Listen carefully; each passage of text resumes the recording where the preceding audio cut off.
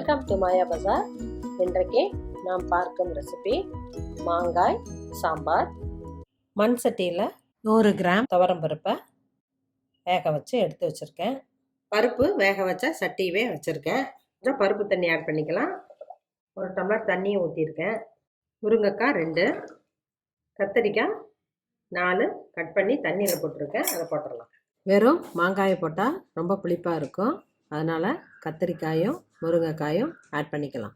பச்சை மிளகாய் 2, சின்ன வெங்காயம் 12, தக்காளி 2 பழம். உப்பு காய்க்கு மட்டும் கொஞ்சமாக போடுறேன். கருவேப்பிலை, சாம்பார் தூள் 1 டீஸ்பூன். மீடியம் ஃப்ளேமில் காய் வேகட்டும். மாங்காய் எப்போவே போட்டால் கரைஞ்சிரும். கொஞ்சம் நேரம் இது வேகட்டும், அப்புறம் மாங்காய் போட்டுக்குவோம். மூடி போட்டு வேகட்டும்.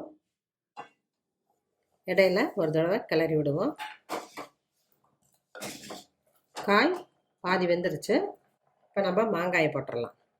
ஒரு மாங்காயை தோலோடு கட் பண்ணியிருக்கேன், அது போட்டுடலாம். மாங்காய் போடுறப்ப நம்ம புளி அதிகம் ஊற்றக்கூடாது.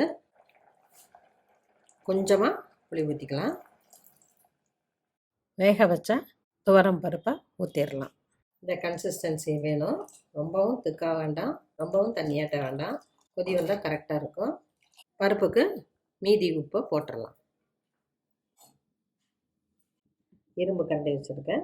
நல்லெண்ணெய் 2 டீஸ்பூன். கடுகு 1/4 டீஸ்பூன். உளுந்தம்பருப்பு 1/2 டீஸ்பூன். கடலைப்பருப்பு 1/2 டீஸ்பூன். சீரகம் 1/4 டீஸ்பூன். வெந்தயம் 1/4 டீஸ்பூன். கட்டி பெருங்காயம் 1 பிஞ்ச். வரமிளகா 3. கருவேப்பிலை கொஞ்சம்.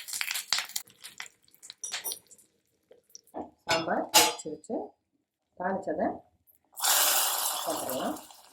ஸ்டவ் ஆஃப் பண்ணிடுறேன். கொத்தமல்லி இலை போட்டு இறக்கலாம். மாங்காய் சாம்பார் ரெடி ஆயிடுச்சு.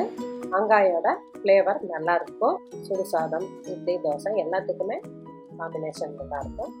செஞ்சு பாருங்கள், சாப்பிட்டு பாருங்கள். தேங்க்யூ.